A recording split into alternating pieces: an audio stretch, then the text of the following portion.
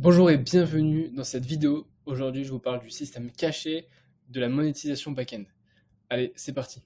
Alors, cette vidéo, elle s'adresse aux prestataires de services en ligne ou en physique. L'objectif pour vous, c'est de passer de 0 15 000 euros par mois à plus 50 000 euros par mois. Ok. On va se focus aujourd'hui sur le flux d'argent infini des clients. Allez, c'est parti. Donc, ça se passe en 4 grands principes. Premier, c'est le process initial. On va voir les étapes fondamentales. Donc, déjà, il faut que vous ayez un service 5 étoiles qui est obligatoire. Si vous n'avez pas un service optimisé le plus haut possible, vous ne pourrez pas, ou du moins il y aura des limites court, moyen, long terme pour scaler.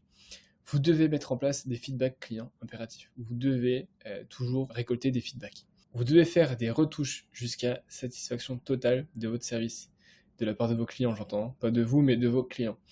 Vous devez ensuite obtenir des recommandations. C'est vraiment super important pour la suite. Vous allez voir pourquoi. Les points critiques. Vous devez avoir un service irréprochable comme base. Vous devez établir de la confiance entre vous, votre business et votre client. Et vous devez documenter les résultats. Ensuite, vous devez collecter les témoignages. Puisque, encore une fois, si vous avez une preuve client indéniable, forcément, vous avez un appui qui est incroyable pour justement closer beaucoup plus, déjà dans un premier temps, et après pouvoir utiliser cette fameuse stratégie back-end. Alors, là voici la stratégie de monétisation back-end.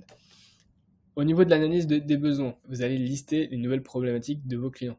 Vous allez identifier les frustrations, ou du moins les nouvelles frustrations.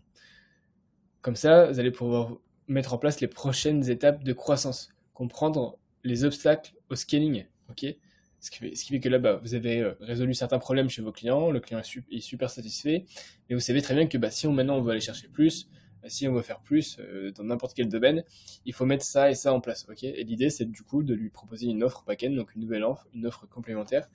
Ça peut être du done for you, donc en service complet, donc on fait un service clé en main finalement. Une stratégie horizontale, ça peut être aussi un equity partage de revenus, dans le sens où, ok, on vous demande rien en honoraire, mais par contre, on rentre au capital de votre société. Ça peut très bien se faire. Nous-mêmes, on le fait, on l'a déjà fait pour certains de nos clients, qui sont là depuis pas mal d'années maintenant. Ensuite, on a le scaling vertical, différent de l'horizontal. Admettons, vos clients, c'est des e-commerçants. Le but, ce serait par exemple si on est vertical, d'aller chercher le plus de chiffre d'affaires sur la France, et si on est sur de l'horizontal, par exemple, on va aller pouvoir chercher le plus de chiffre d'affaires sur un autre pays. Par exemple, dans la France, on va tester, je sais pas, l'Allemagne, la Belgique, la Suisse, etc. L'idée, c'est vraiment de refaire la même stratégie actuelle en France, par exemple, mais ailleurs dans un autre marché. Voilà, c'est différent du scaling vertical. Vous pouvez aussi faire un programme partenaire. Voilà. Vous voyez, il y a vraiment plein de types d'offres à mettre en place qui fait que il y a une panoplie que vous pouvez proposer, une panoplie à tester aussi, faire de la B-test au niveau des offres, ne jamais se reposer sur une ou deux offres, toujours tester plusieurs, et puis au final, au fur et à mesure, vous allez pouvoir affiner et voir celle qui correspond le plus à votre clientèle.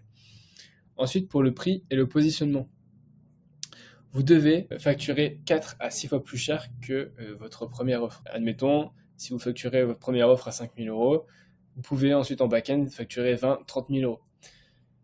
Pour ça, c'est important de mettre en place une garantie, tout comme pour le front-end, là où vous avez mis une garantie pour justement passer la première étape avec votre client, vous devez aussi, à l'identique, proposer une garantie. Idem, comme d'habitude, vous devez faire un focus énorme sur la valeur ajoutée que va apporter cette nouvelle offre.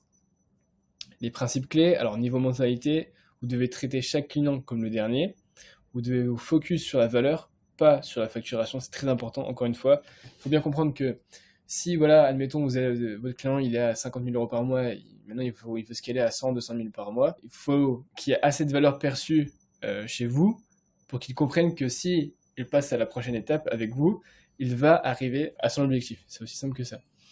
Et puis surtout, vous devez vous engager sur le long terme avec vos clients, parce que nous-mêmes, on ne dit pas de nos clients qui sont des clients, mais on dit qu'ils sont des partenaires, parce qu'on cherche vraiment sur le long terme. Encore une fois, là, vous devez faire un service, j'ai mis 27 étoiles, mais voilà, c'est un service 5 étoiles, vous devez surdélivrer vos clients comme d'habitude. Et puis après, donc on a le cycle infini qui se met en place, donc on a un service parfait, on a une confiance qui est irréprochable, et du coup, on peut proposer une nouvelle offre. Une fois qu'il y a une nouvelle offre, le service est parfait.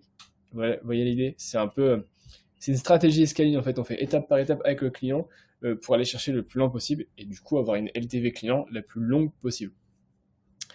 Comment ça fonctionne? Vous devez avoir un feedback, améliorer si du coup le feedback propose des améliorations, et scaler, ainsi de suite, ainsi de suite, ainsi de suite. Vous voyez, c'est vraiment un cycle infini.